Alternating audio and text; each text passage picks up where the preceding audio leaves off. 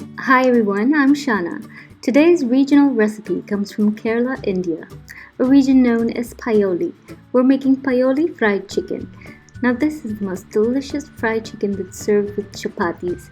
The chapati and chicken fry is a popular street food, and very often in the evenings you'll find a large crowd around the local shops for puri and chapati, as it is locally known.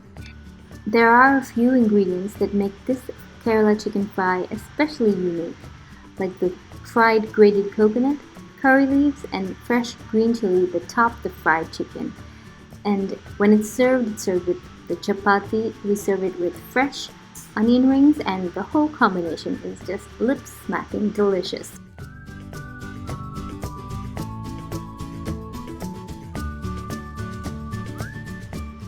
Another key flavor factor is the fact that this fried chicken is fried in coconut oil. It's authentically used in all Kerala cooking, and especially in fries like this, the chicken fry in coconut oil is unique in flavor and there's nothing like it. And it's worth noting that not all coconut oil is the same. Try to find a really good brand, and we're not using extra virgin coconut oil. Also, Kerala coconut oil seems to be the best for recipes like this, so if you can, try to find authentic Kerala coconut oil. In this video, I'm also sharing how to make thin chapatis quickly and very easily to be served with the Payyoli chicken fry. So let's get started.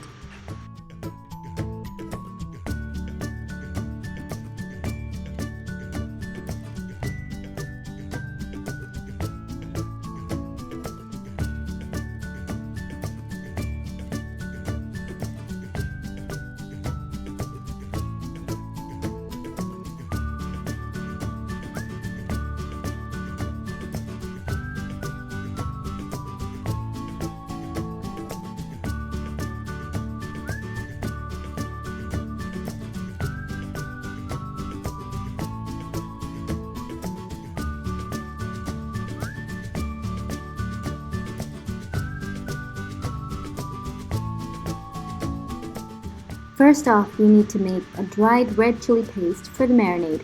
To do this, we need to rehydrate the dried red chilies. For 1 kilogram of chicken, you need 10 to 15 dried red chilies. Use Kashmiri dried red chilies or any similar dried red chilies. So here in the video, I'm making enough for 1.5 kilograms of chicken, but I do mention the ingredients for just 1 kilogram of chicken. So it's 10 to 15 dried red chilies for 1 kilogram of chicken. Bring it to a really strong boil. Now you can weight it down with a perforated lid like this so that the chilies don't float up to the top. Once it's really boiled for a couple of minutes, you want to cover this, turn off the heat, and then you want to let it soak in the hot water for 1 hour. So that's why we need to do this step first. So while the dried red chilies are plumping up in the hot water, we can clean and prepare the chicken as well as all the other ingredients for the marinade. The chicken will be marinated in 2 parts. For your first marinade, you need 2 tablespoons of ginger paste. So you can just crush fresh ginger into a paste like this, or use a small grinder to do so. So add the 2 tablespoons of ginger paste to your 1 kilogram of chicken. As I mentioned before, in this video I am cooking with 1.5 kilograms of chicken, but all the ingredients I mentioned are for 1 kilogram. I'm also leaving a link in the description box to the recipe on my blog, so you can check it out there. Along with the ginger paste, we're going to add 1 tablespoon of vinegar and a teaspoon of salt. So this is your first marinade. You want to rub this well into the chicken. Make sure the ginger gets spread evenly. And you want to set this aside for 15 minutes. After 1 hour of soaking dried red chilies, they should be ready to grind into a dried red chili paste. So to do this, we're going to lift out the plumped up dried red chilies from the water. Just lift them up from the water and add them to a spice blender or a small grinder jar like this. You don't want any of the liquid. The rehydrated dried red chilies contain enough liquid, so you don't want any of the liquid in the saucepan. You can discard that. So without adding any extra water, we're going to grind this into a smooth red chili paste.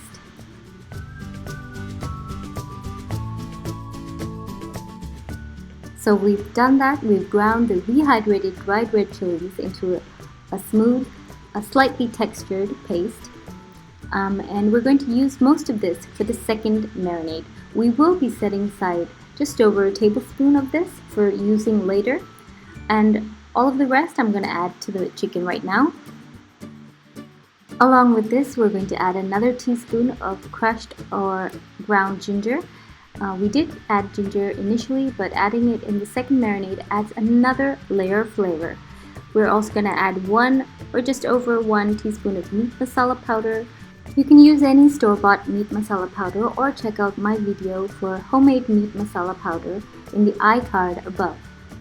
We're also going to add 1 teaspoon of ground turmeric as well as 1 teaspoon of garam masala. You can use any garam masala that you have, or again check out my video for homemade garam masala in the iCard above. I'll also be adding the links to these recipes in the description box below. So this is our second marinade. Rub all these ingredients into the chicken again and set this aside once more for another 15 minutes or up to 30 minutes. It doesn't need to marinate for too long. And don't forget to set aside just over 1 tablespoon of the ground red chili paste.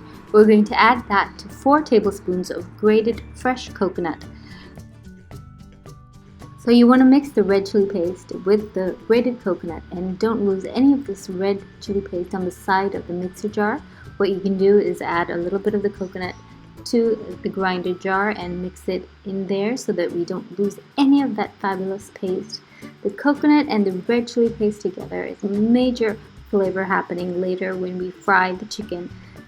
So we're going to just rub the paste into the coconut with our hands. Make sure you've washed your hands and set that aside. Next, we want to chop up some fresh green chilies. I'm using mild green chilies here. They're not too hot, so 4 or 5, just roughly chopped. If you like it spicy, you can use hot green chilies, but I prefer and recommend the use of mild green chilies for this recipe. We also need 3 or 4 sprigs of fresh curry leaves. The dried red chili paste with the coconut, the fresh green chilies, and the fresh curry leaves are an important part of this recipe, so don't skip on any of them. So while the chicken is marinating for 15 to 30 minutes, we can quickly prepare our chapatis because you want to serve this Payyoli chicken fry while it's hot. So we're going to make our chapatis first. For this, I have 3 cups of wheat flour or atta. To this, we're going to add 1 tablespoon of clarified butter, that's ghee, salt to taste, about half a teaspoon, and around half a cup of boiled hot water.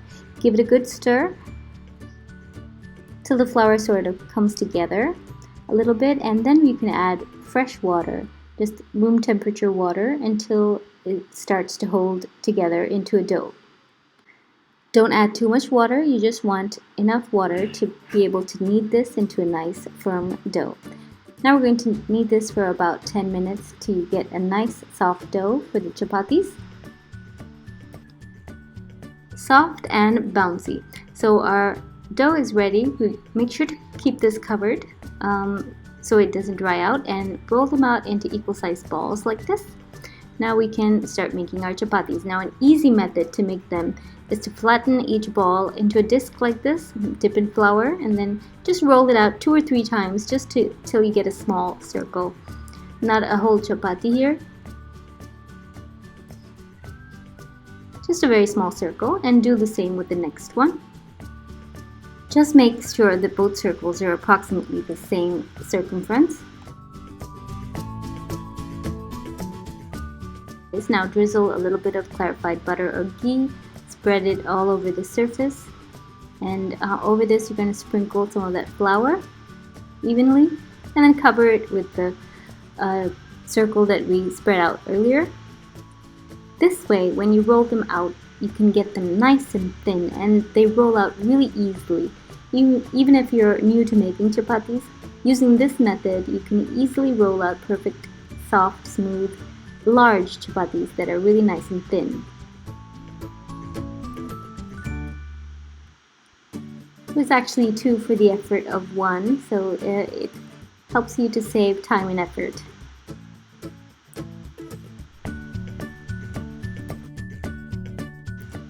So as you roll out each of these double chapatis, you can also start to fry them on a non-stick pan. On a dry non-stick pan, we're going to add each of the layered chapatis. Just add a little bit of ghee. Once you start to see a few bubbles here and there, you can flip it over and wait until you have bubbles on the next side and flip it over again. You can see that the layers will start to separate, but just keep on flipping them over a couple of times till they're nice and cooked on both sides. And you can put them into a casserole dish. Once they've cooled down, you can easily split the chapatis into 2. You can just wait till they've cooled down a bit, because there's steam inside. So you can see with these chapatis, they're nice and thin, and they will only have the brown spots on one side. The other side will be pale like this. So just continue with all the rest of the chapatis in the same method. Keep them warm. And now we can fry our Payyoli fried chicken. Make sure you're using the best Kerala coconut oil if you can get your hands on it. We have to deep fry this chicken for best results. You can pan fry, but this type of fried chicken is usually always deep fried. Once the oil is nice and hot, add the chicken in batches. Make sure you're not overcrowding the pan, and we can fry them till the chicken is about 75% cooked. After a couple of minutes, you can start to move the chicken pieces. Don't move them around initially. Just once that marinade has started to set, you can start to move the chicken pieces around, and then continue to fry them till they're nice and deep brown in color, but not completely fried. Now these look just about the right color. They're still a little soft and moist, but they're the right color. So we're going to remove these from the oil now.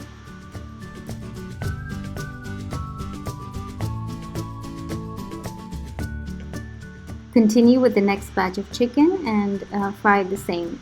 Just not 100% fried, around 75% will do. Once the second batch is fried in the same method, we're going to move it to the side and return the batch that was fried earlier to the hot oil.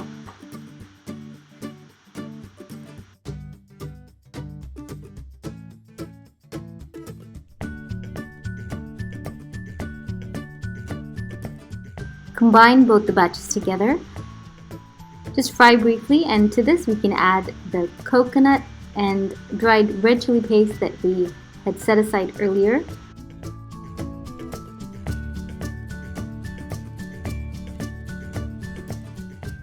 So add this into the hot oil and mix it with the frying chicken.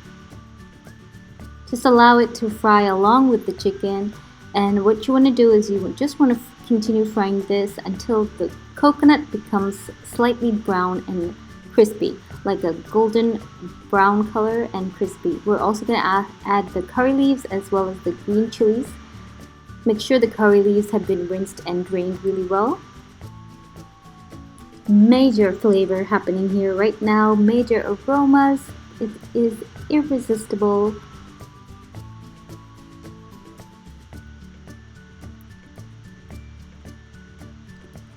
So all you want to do is just wait for that coconut to start getting golden brown, a dark golden brown and slightly crisp, and the chicken is fully cooked by this stage. The curry leaves and the green chilies turn a bright green color, and the curry leaves are a little bit crisp. And at this stage, you can remove the chicken from the oil. Drain them thoroughly from the oil. Make sure you get rid of the oil. You can add them to a colander. Check it out, foodies. Look at that crispy golden brown coconut there. That's what I'm talking about. So remove all the chicken and all those little bits of coconut and curry leaves and green chili to a colander to remove the excess oil, and then serve this while it's nice and hot. So you can see all those little bits of golden brown coconut, and the curry leaves are crisp. The green chili is fried. Your delicious Payyoli chicken fry is ready to be served along with the thin chapatis that we made earlier. Make sure you serve them with freshly sliced onion rings. The combination is just delicious. Payyoli Chapatin, as it is locally known in Kerala. And now we're going to taste. The green chili provides a lot of flavor, so never skip the green chili. The chapatis are nice and thin and soft. They really need to be thin like this to be eaten with this type of fried chicken. And you can see the chicken is nice and tender. Just falls off the bone, and it tastes absolutely delicious. You get a little bit of flavor from those green chilies and curry leaves, and adding a little bit of that fresh sliced red onion. It's amazing. So I hope you give this recipe a try. Let me know how it goes. Thanks a lot for watching, guys. Bye.